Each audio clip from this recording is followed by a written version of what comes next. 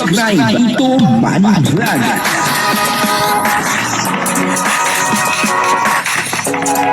Payagan po si Tito Manny Vlog na mag-reactor para pambiling gamot sa kanya pong karamdaman.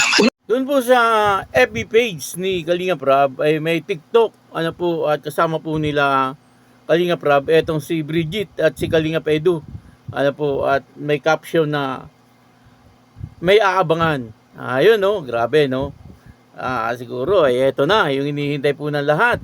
Na talagang matutuloy na yung love team na Bridget at Kalinga Edu. Maraming may gusto dito sa love team na ito. Kahit po ako gusto ko po itong love team na ito. Isa pa ay talagang makikita po natin matalino. Ito pong si Bridget. Hindi po yung matalino na na parang talinuhan. Hindi po talagang totoong matalino. Mukhang to sa eskwelahan summa cum laude. Papanoorin po natin yung TikTok po nila.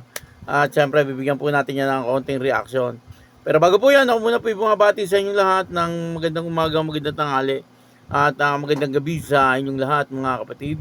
Saan man kayo ng panig ng mundo naroon ngayon, ay mag-iingat kayo palagi at pagpalain kayo ng ating Panginoon. Maraming salamat din po sa patuloy na tumatangkilik sa aking YouTube channel at nanonood sa aking video reaction. Patuloy lang po natin suportahan sila Kuya Bal Santos Matubang, Kalinga Prab, Ate Ed The Vlog, Jack Tapia at yung mga kasamahan ko pong reactor sa Kalingap. Ganun din po yung mga charity vlogger na Kalinga partner. Ito po yung video na kung saan dito ay makikita po natin na bagay naman talaga. Etong si Kalinga Edu at saka si Bridget. Siguro ito na. Ito na yung mga umpisa. At sana matuloy kasi marami po talaga may gusto dito sa Bridget at saka Kalinga Edu love team. Ito po, panoorin po natin.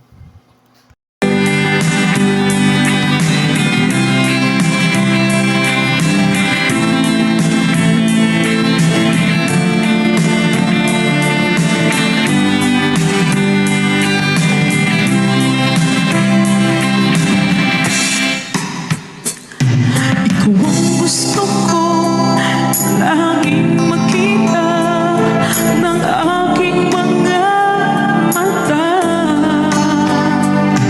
at ika'y nagsaya sa aking buhay. Ang mundo ko ngayon ay makulay. Kahit na mahirapan pa ako, basta na dahil sa'yo, sanang dahil sa'yo. Kahit saan man ako mapunta, ayos lang basta kasama ka. Kapag ikaw na ang nasa tabi ko, anong likaya ang nadarama ko. Dahil ang pag-ibig kong ito sa'yo ay tunay at totoo. Kahit na ano pa ang pagsubok natin, basta tayo pa rin noon hanggang ngayon. Ingatan mo at iingatan ko, hindi ka ipagpapalik.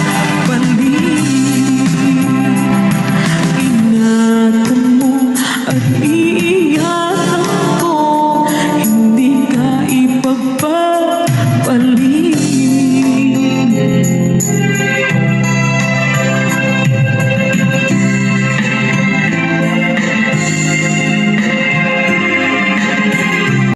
Grabe po dito makikita po natin na talagang bagay na bagay po etong si Kalinga Edu at saka si Bridget. Marami naman po talaga nagsasabi na bagay naman daw po talaga etong dalawa. Sana matuloy na etong pagiging mag-love team ng dalawa. Doon po sa FB page ni Kalinga Prab ay nag-TikTok nga po sila at yung caption niyan ay may aabangan. Ano po kaya yung aabangan? Palagay ko po eto na.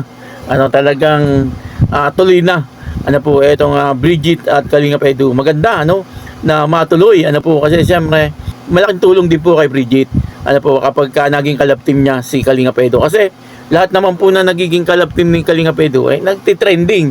Ano po, kaya lang, siyempre, sana mawala na po yung sumpa.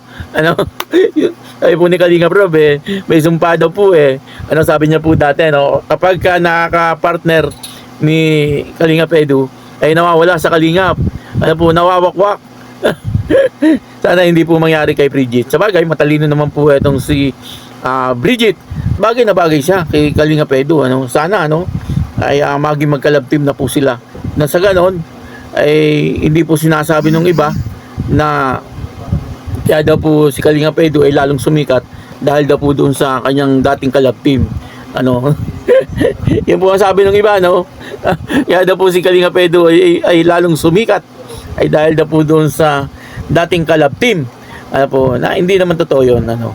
Kaya naman po sumikat yung dati niyang kalab team ay dahil po kay Kalingap Edu. Yun po ang katotohanan. Kahit paanong gawin, ay Kalingap Edu yan.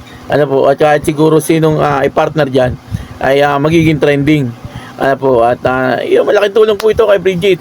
Kasi kapag po nagkakaroon ng love team ay dumarami po ang mga sponsor. Ano po, ay siyempre si Bridget ay talagang nangangailangan din. Lalo na po sa kanyang school. Ano po, at ang isa pa rito, ay yung pong kanilang bahay ay talagang parang ipapagiba na. Parang ganun, ano, yung dating vlog ni Kalingap Rob ay talagang naghihintay na lang sila. Ano po, na sila ay parang paalisin doon. Ano po, doon sa dati nilang bahay. Ano, kaya siyempre, kung magkakaroon po ng love team itong si Bridget, ay dadami po ang kanyang sponsor. Ano po, at malaking tulong po yun para kay Bridget. Ano po, sana ay matuloy na. Ano po, kasi talagang marami po may gusto. Ano, isa na po ako doon. Na gusto ko po talaga maging kalab team ni Kalingap Edu etong si Bridget. Ano, nasa ganun ay matigil na, ano po, yung mga nambabalahura, ano, kay Kalingap Edu tungkol po doon sa dati niyang kalab team. Siguro naman pag may bago ng kalab team etong si Kalingap Edu ay hindi na nila masasabi na talagang ang gusto lang ni Kalingap Edu na maging kalab team etong dating kalab team. Ang isa pa po dito kung titingnan po natin yung ugali, ano, malayo po ang ugali nila sa bawat isa. Sabagay, may kanya-kanya namang ugali ang isang tao, pero si Bridget sa tingin ko hindi po nitong magagawang mambalahura, ano po, doon sa taong tumulong po sa kanya. Ay sa tingin ko po, ano, kasi mataas po ang ano ko dito kay Bridget, ang tingin ko, ano, kung bagay malawak po ang pag-iisip ng batang ito, ano po, at alam niya kung saan po siya mapapaganda. Sa tingin ko naman itong si Bridget ay hindi po ito mambabalahura. Ano, kumbaga ay siyempre kapag nang balahura po siya ng iba, natural, ano po, para na rin niyang ibinaba yung kanyang pagkatao. Ganun po yan Ano, pag nagsabi ka po ng hindi maganda sa ibang tao at patuloy mong ginagawa, binababa mo po ang uri ng iyong pagkatao. Ano po, kaya sana, ano, ay matuloy na po etong Bridget, ano, at Kalingap Edu. Maraming salamat po sa inyo lahat, at ako po si Tito Manny Vlog na nagsasabing God bless you all. Diyos mabalot.